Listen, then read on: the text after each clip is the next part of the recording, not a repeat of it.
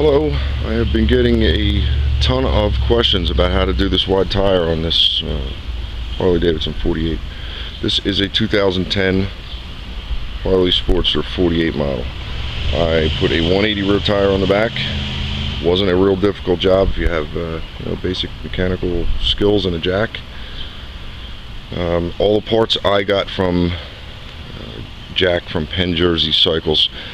Check out his website. Again, it's pennjerseycycles.com. The guy's a master bike builder. He doesn't just build these raked out wide tire bikes. He really builds some cool stuff. He walked me through this. He got all the parts for me. He even had the rear wheel powder coated for me to match the front. I wanted to keep it stocked and put the lace wheel on there. The parts you're going to need for this are, of course, a new wheel and tire. The most important thing I can tell you, and I can't stress this enough, is find out what year your bike is, find out what size axle you have. Harley made 3 axles, 3/4 inch, 1 inch, and these newer models are 25 millimeter. I don't know why they changed that, but they did, and that's what screwed me up. I had to drop from a 25 millimeter to a 3/4 inch axle. Ton of work, but I'm not going to get into that, because if you get the right axle, it's going to make this relatively easy. Again, find out what axle size your bike is. You need to order your rim. It is a 16 inch by 5.5 inch wheel. That'll accommodate a 180 or a 200 rear tire. You can fit a 200 in here too.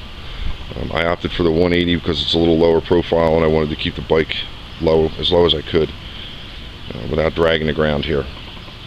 So you need a wheel and tire, you need a new fender, and you need the chain drive conversion. You're going to have to remove the belt to accommodate for this wider tire. It's just not going to fit with the stock belt on there, so that's a must.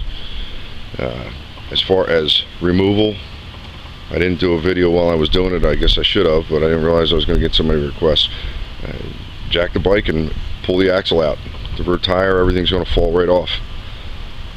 Once you do that, you can discard it. And next thing you need to work on is your fender. For a 180 tire, the stock fender is 7.5 inches wide. For a 180 tire, you're going to need an 8.5 inch wide fender. 200, I would believe you'd need probably a 9 inch. I do have some room on the side of this, but I don't think it'll fit a 200. So I took these fender rails and I shortened them 8 inches. They used to come out stock out to here. So I cut off 8 inches to shorten the back of the bike up. You can leave them stock and put a longer fender on there, but this is just the look I was going for. Inside is where you're going to have to grind out. All inside these fender rails, all the way around up in there. You're going to see that fender's not going to fit when you order that, whatever fender you're going to replace it with. It's not going to fit. You have to grind this stuff out on the frame. It's not going to do any damage. It's not going to cause anything permanent. There's nothing structurally wrong with doing that. You're only taking a little bit out just to accommodate that new fender. And once you get that ground out and the fender will slide in here, you can mock the fender up. You can drill your center hole here for your post. And because this is so short, I only have the side bolt in here. I even used the original nuts and bolts for the fender. Everything else on this is stock. The swing arm is stock, suspension is stock, brakes are stock. Even the rotor on the brake rotor in the rear wheel is off the stock wheel. So all that stuff is stock, turn signals and all. Once you grind all this out, I cut my fender nice and short. I shaped it, and then I sent the fender and tank and front fender out for paint so they would all match. And I mocked up the rear wheel. Basically, once you get that rear wheel, you set it up in there. It's going to take 2 people to get that wheel lifted up in there. Slide your axle in. You're going to have to get new spacers, one on each side. That's a spacer there. And there's another one over here. It's much shorter. And you cut your spacers just so that your wheel is lined up. Once you get your spacers cut and that wheel's lined, you're good to go. Put your change your sprockets over and put your chain drive on. Tighten it all down. What I did was I put the wheel on. I actually took it over to Jack at Penn Jersey's and had him finalize it, just to make sure I had everything straight. I've never done this before, so he finalized the whole backup just to line it up for me, get the chain right. Once I did that, of course I couldn't get to these bolts, so I pulled the lower shock bolts out and jacked the bike up. The tire stayed on the ground, the bike went up, gave me tons of room under here to get at those bolts, and I put the bolts on. I took the posts, the factory post off of the turn signals, just ran bolts in through the side so that they're nice and tight, That was, again, very simple. There's no really, looks like there's major modifications to it. The only major modification was grinding out the fender struts.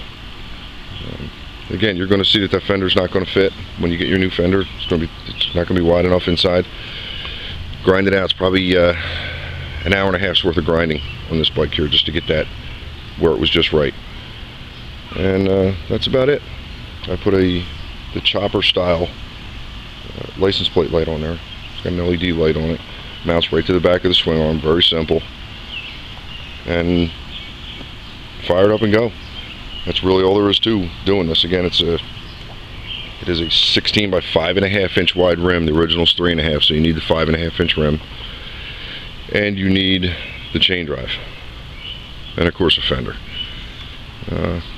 Once you get your project going, if you have any other questions, feel free to give me a hit on YouTube there, and I'll do what I can.